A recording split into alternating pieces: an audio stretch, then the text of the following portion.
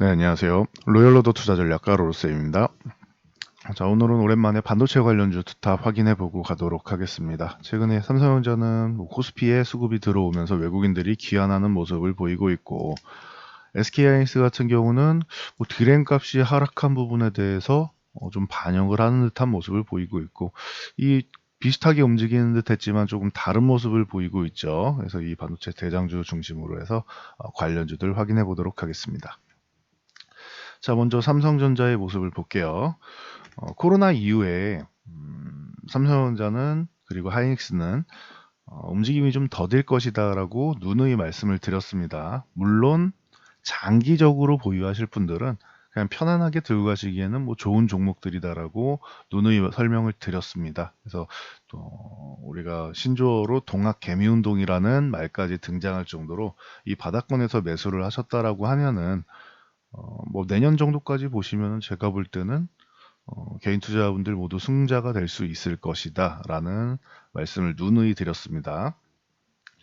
자, 코로나 발생으로 이 삼성전자랑 하이닉스 같은 경우는 메모리 반도체 이 분야가 주력이죠. 물론 삼성전자는 통신 장비도 있고 스마트폰도 있고 각종 전자기기에 다양하게 이제 사업을 영위하고 있지만 가장 큰 비중을 차지하는 쪽은 이제 당연히 메모리 반도체가 됐죠. 그래서 우리나라를 먹여 살리는 업종 중 하나다라고 할 정도이니 당연히 중심이 된다라고 볼 수 있습니다.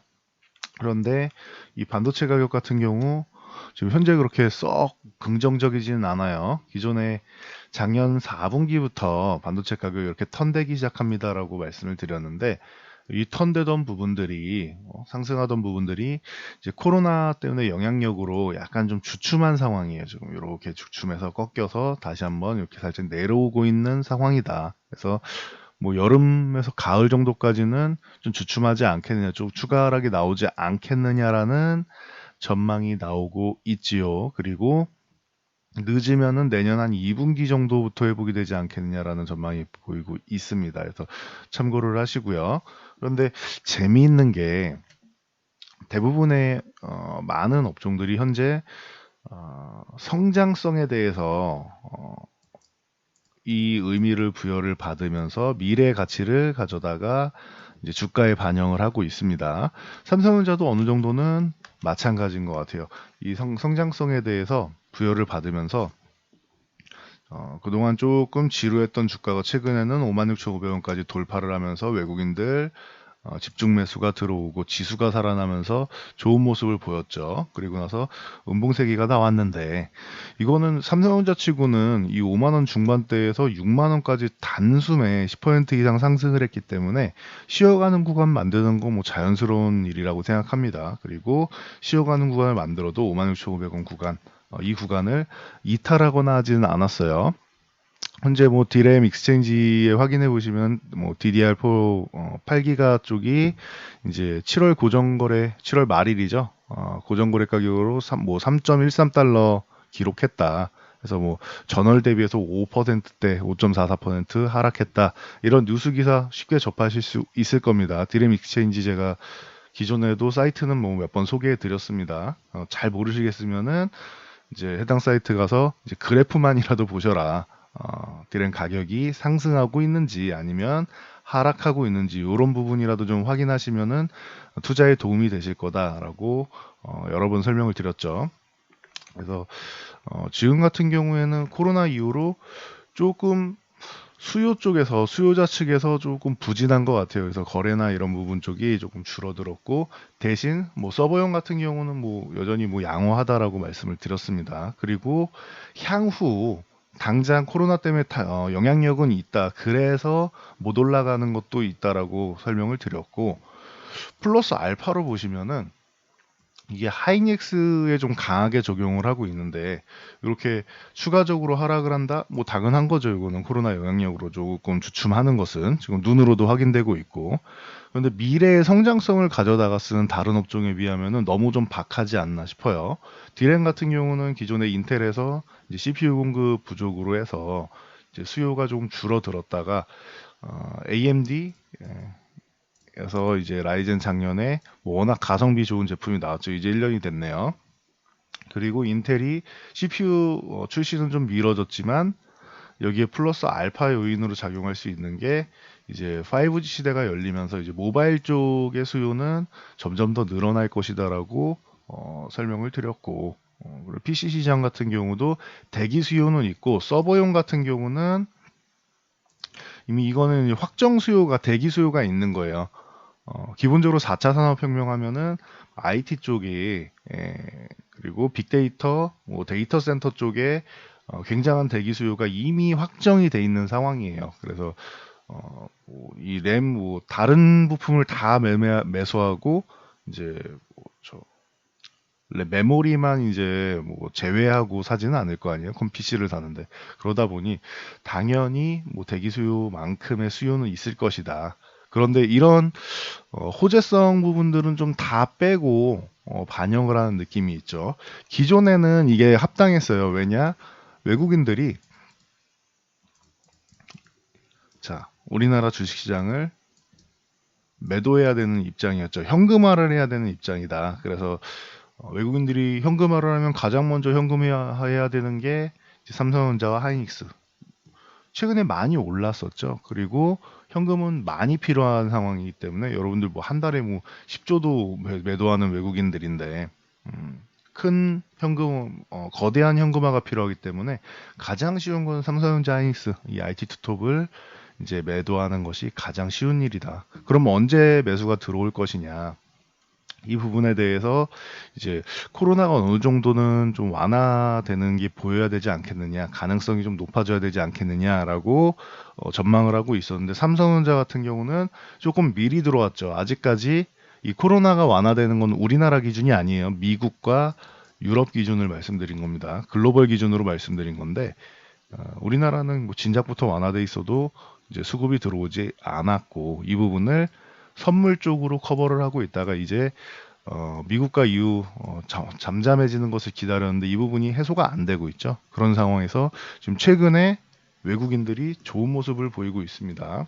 보시면은 자 뭐 6월 빼고 7월 거만 확인하시더라도 자, 자 외국인들이 이제 7월 같은 경우에는 은근슬쩍 삼성전자를 매매하더니 뭐 하순에는 또 어마어마한 물량이 들어왔죠. 그래서 삼성전자는 이제 다시 한번 뭐 매수 기조로 돌아섰다라고 말씀드릴 수 있을 정도로 좋은 모습을 보이고 있습니다. 수급이 돌아온 정도의 모습을 보이고 있습니다. 그래서 이 수급을 그대로 반영하시면 될 것 같아요. 아, 외국인들이 꾸준하게 관심을 가지면서 삼성전자가 한 차례 이렇게 위쪽으로 올라오고 있구나. 그리고 주가 레벨이 한 단계 올라왔구나. 56,500원을 넘어서 6만 원대 한번 건드리고 쉬는 구간에 왔구나. 그럼 여기서 대응 방법은 간단해지는 거죠. 삼성전자 같은 경우는. 자, 56,500원 요 구간만 유지해주면 되는 것이고, 그리고 여기 지지력 테스트가 나오더라도 밑에서 21선 올라오는 거 기다려야겠죠. 조금 이격이 벌어져 있기 때문에 잠깐 기다린다고 해도 여러분들이 너무 급하게 생각할 필요 없다. 21선 올라올지 아니면은 11선 타고 가면은 삼성전자 입장에선 거의 뭐 기적적인 수준이죠.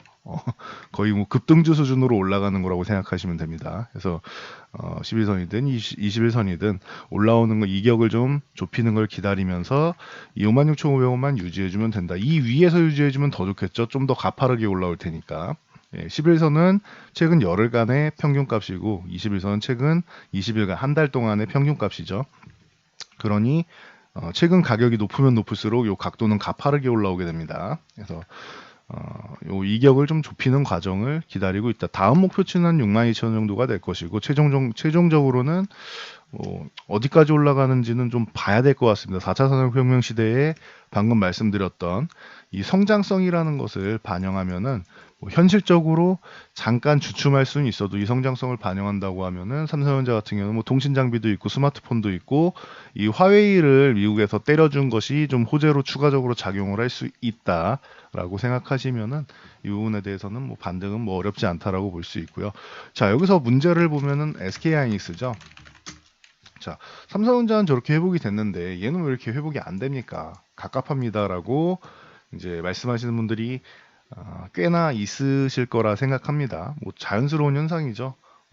하이닉스 같은 경우는 코로나 이후에 잠깐 정말 반짝 회복한 다음에 지금 몇 달입니까? 3월부터 해가지고 꾸준하게 지금 4개월 넘게 횡보를 하고 있어요. 결국 이렇게 반짝 올라온 거 빼고는 그대로 그냥 여기 횡보하는 이런 느낌입니다. 그래서 보유하신 분들이 좀 지루하실 수 있다. 그래서 제가 계속 말씀드린 게 코로나 이후로는 삼성전자나 SK하이닉스, 제 생각에는 결론적으로 갔을 때는 삼성전자보다는 하이닉스가 뭐 예를 들어서 삼성전자가 뭐 20% 상승한다라고 하면 하이닉스가 한 25% 정도, 그러니까 이렇게 약간의 차이 정도는 하이닉스가 좀 더 최종적으로는 높은 수익률을 보일 것으로 보인다라고 말씀을 드렸었는데, 아직까지는 하이닉스가 안 움직이고 있어요. 그리고 이 종목을 그래서 매매하실 분들은 올해는 매매하는 것보다 올해 혹은 수급이 들어왔을 때 그 전까지 매매하는 것보다는 추후에 매매하는 게 낫다라고 말씀드렸고, 만약에 이 종목을 매매하실 분이라면은 장기로 보유하실 분들만 좀 편안하게 들고 묻어 놓으실 분들만 가져가시면 된다. 내년 정도까지. 이렇게 계속 말씀을 드렸습니다.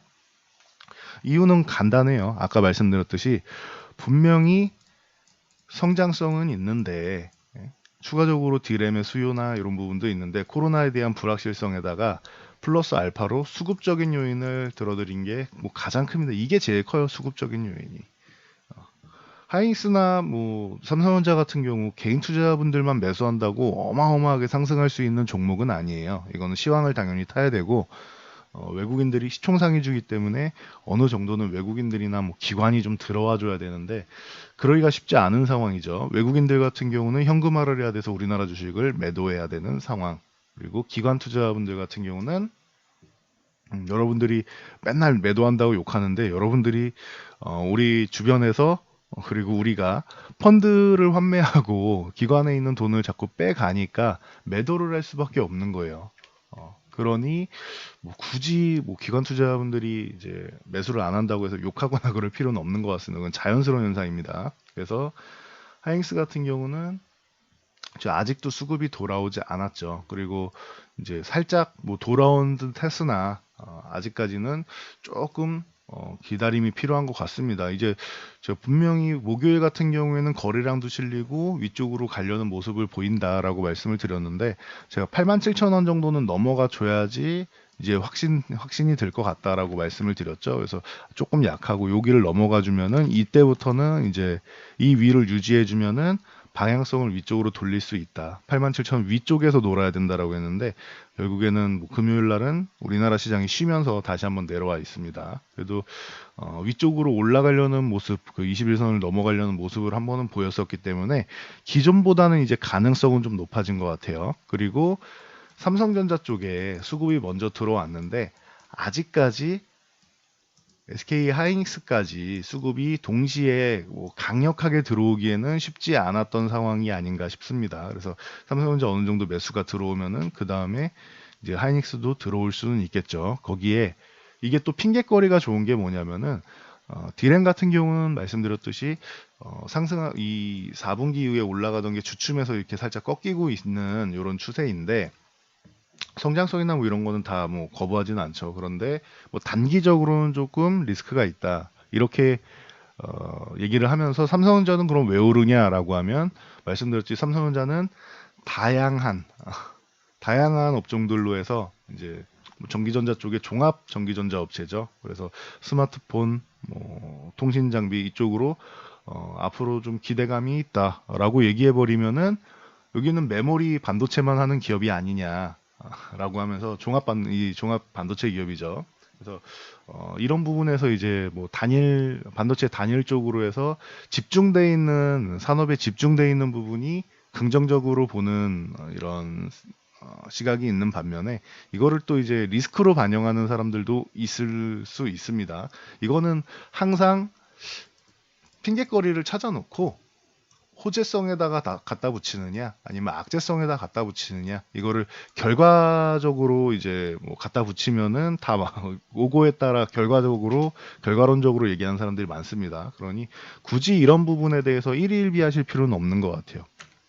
중요한 거는 하이닉스는 말씀드렸듯이 디램 가격 같은 경우는 단기적으로는 하락 중이고, 그러니까 이 부분은 인정을 해야 되고, 대신 삼성전자처럼 하이닉스도 비메모리랑 이제 대규모 산업 단지를 이제 구축을 하고 있죠. 이유가 뭐겠어요? 당연히 미래에 대한 반도체 수요에 대한 대비란 말이에요. 그 부분이 이루어지게 되면은 향후에는 양호할 수 있다. 근데 당장 어, 당장 수급적으로 꼬여 있는 상황이고, 이 수급적으로 꼬여 있는 상황을 디램 가격이 하락하네라는 핑계를 갖다 붙이면은 모든 게 해결이 되는 거예요, 시장에서는. 그러니 여러분들이 너무 실망할 필요는 없고, 그럼 하이닉스는 언제 오르나요? 요 눌림이 조금 해소되면은, 제가 볼 때는 항상 말씀드리지만 기업 가치가 있고 주가가 있죠. 주가는 언제나 기업 가치가 있으면은 이 주가는 언제나 기업 가치에 수렴한다라는 말씀을 항상 드립니다. 그래서 기존에도 하이닉스 뭐 실적 같은 경우 분명히 잘 나왔었는데, 예, 괜히 뭐 영업이익 같은 경우도 예상치를 훨씬 상회했지만 뭐 더 높은 뭐 2조 원을 뭐 달성을 못했네라고 하면서 핑계거리를 찾고 있죠, 시장에서. 이거 얼마나 황당합니까? 시장에서 예상치를 훨씬 윗돌았는데 그거보다 더 좋아야지라고 하면서 그거보다 더 좋아야지. 예상 컨센서스는 뭐, 뭐 1조 7천억 후반에서 1조 8천억 정도 사이였는데 1조 9천억 대가 나왔단 말이에요. 1조 9,467억이. 그런데 결론적으로 보면은 언론에 미리 흘렸죠. 2조 원을 넘어갈 것이다.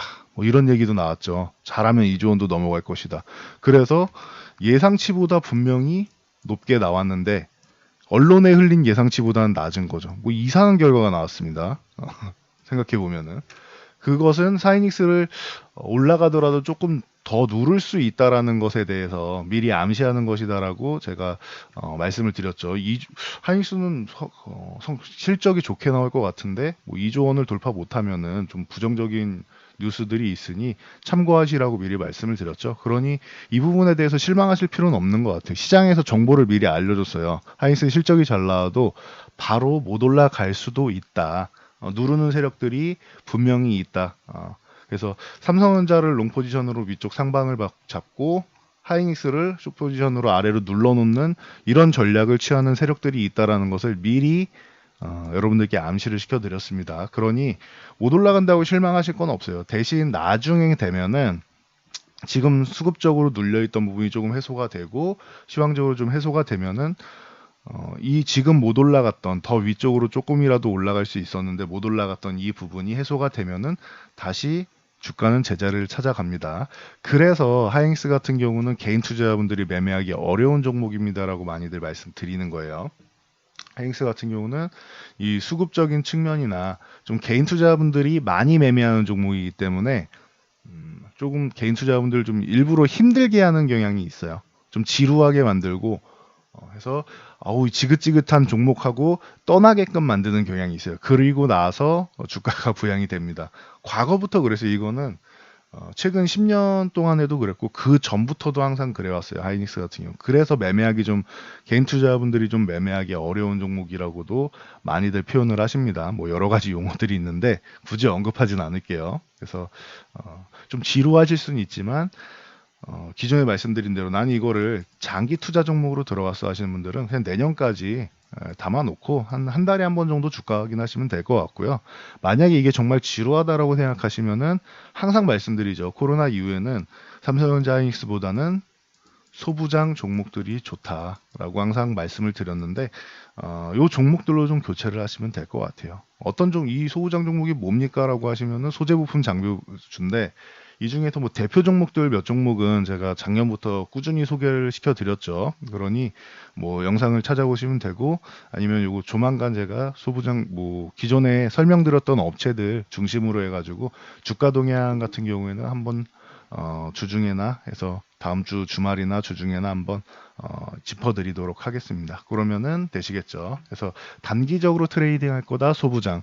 장기적으로 그냥 묻어놔도 괜찮다. 난 이거 없는 셈 치고 내년까지 보겠다. 그러면 그냥 들고 가시면은 제가 볼 때는 뭐 적어도 섭섭하지 않은 정도의 수익률은 나올 것 같습니다. 그래서 이 정도까지 말씀드리고 저는 물러가도록 하겠습니다. 반도체 기업들 최근에 좀 부진하다고 해서 너무 실망하실 필요는 없습니다. 추후에는 원래부터 시총 1, 2, 2 종목은 이렇게 급등주를 생각하고 넘어가신 건 아니죠. 대신 코로나 이후에 소해주처럼 움직이니까 실망스러워서 그런 것일 텐데 이거는 내년까지 그러니까 한 2년 정도 보고 들어가셔야 되는 종목이다라고 꾸준히 언급드렸으니 그 부분에 대해서는 여러분들이 다시 한번 생각해 보시면 좋을 것 같아요. 내가 좀 급하게 생각하지는 않았는지 아니면은 지금 다른 종목들 올라간다라고 생각해서 이 부분이 오히려 이제 상대적으로 좀 소외감을 느껴서 실망감을 느끼진 않았는지 이런 부분을 좀 생각해 보시면 좋을 것 같아요. 만약에 그런 생각이 조금이라도 들면은 소부장으로 교체하면 된다.